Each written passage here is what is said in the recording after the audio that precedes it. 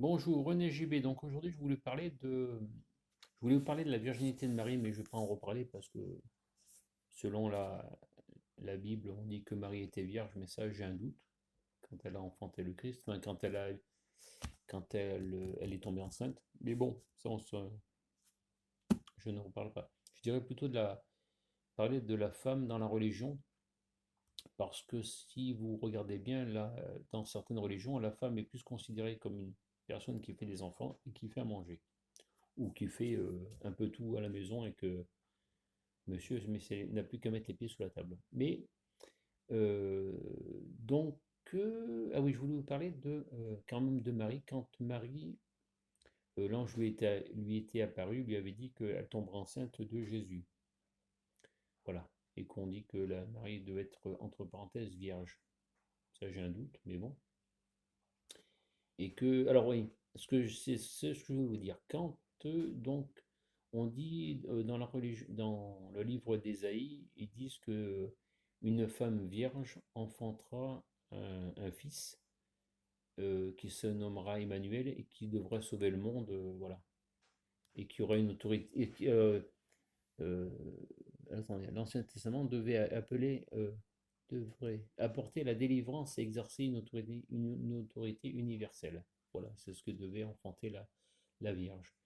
Mais dans la religion israélite, comment dire, si une femme est mariée à un homme et que l'homme, entre parenthèses, n'a pas consommé la femme, il y a tromperie. Et dans la religion donc israélite, enfin la religion, même je pense dans toutes les religions, mais là je vous parle de la religion de Jésus, enfin la religion israélite. Euh, C'est-à-dire que si un homme se marie avec une femme et que la femme tombe enceinte alors que l'homme n'a pas consommé sa femme, il y a tromperie. Alors, la femme peut être répudiée, donc c'est-à-dire elle peut être envoyée chez ses parents.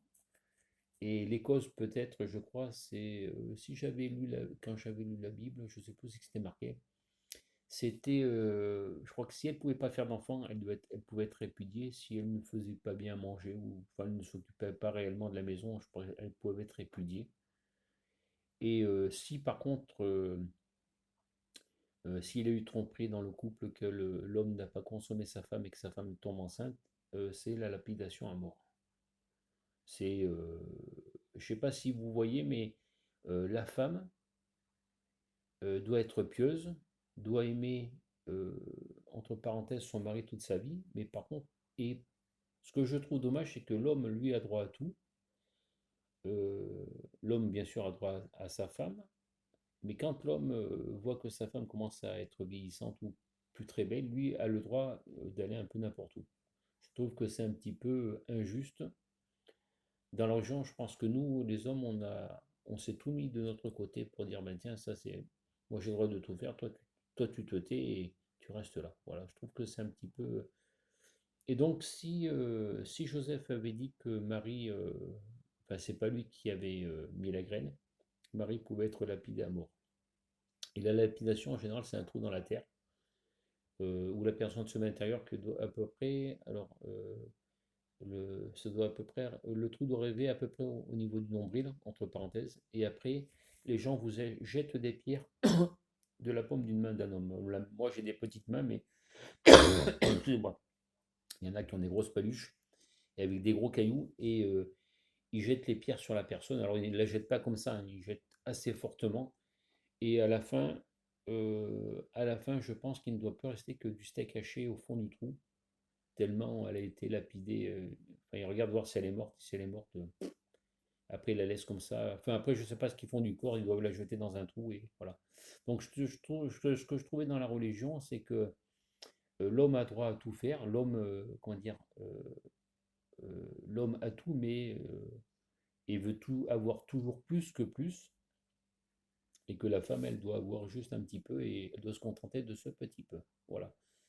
Donc, donc c'est comme si vous regardez dans, comment on appelle ça, la religion, Adam et Ève. On dit que, bon, que Dieu créa. Alors, c'est vrai qu'avant, on n'avait pas grand-chose, on n'était pas très,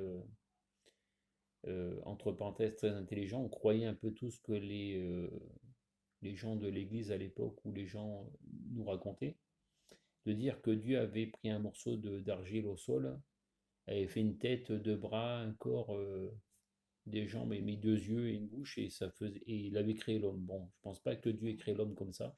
Ça a dû mettre plus de temps que qu'on veut nous faire croire. Et que donc Dieu créa l'homme, mais l'homme s'ennuyait, donc Dieu créa. Alors, soi-disant, Dieu sortit une côte de l'homme, et puis, enfin, pareil, il a fait une femme. Bon, c'est encore. Avant, on n'était vraiment pas très intelligent, on croyait un peu tout et n'importe quoi. Je pense que c'est.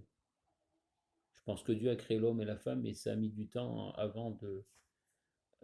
Avant, on n'était pas grand-chose. Je pense qu'au départ, nous n'étions que des molécules, et maintenant, on est ce qu'on est maintenant. Voilà. Mais il a fallu du temps, ça s'est pas fait en un jour.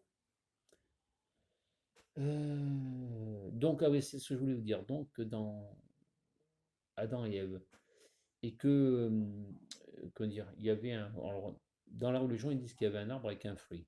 Mais est-ce que c'est réellement un fruit?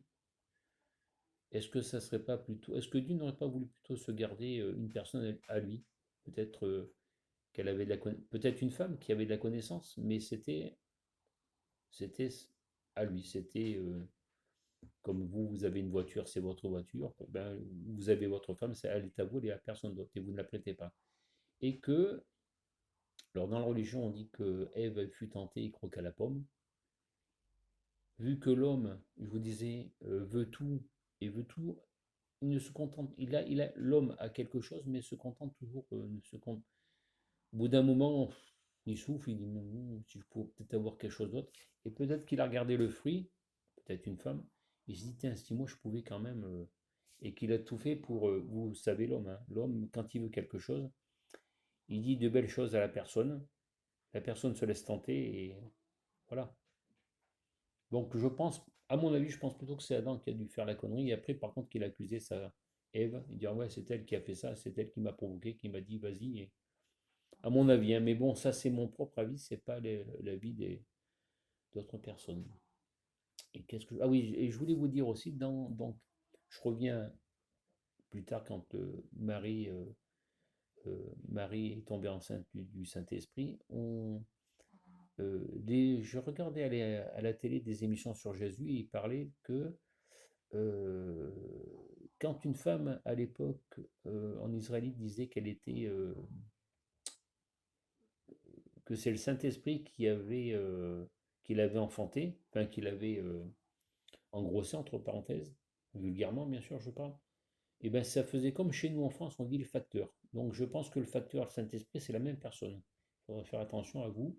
Voilà. C'est ce que je voulais vous. J'avais envie de parler un petit peu de ça depuis quelques temps. C'était un peu plus recherché quand j'y ai pensé, maintenant c'est un peu moins, mais voilà. Donc bon, bah, c'est tout ce que j'avais à vous dire sur, entre parenthèses, la femme.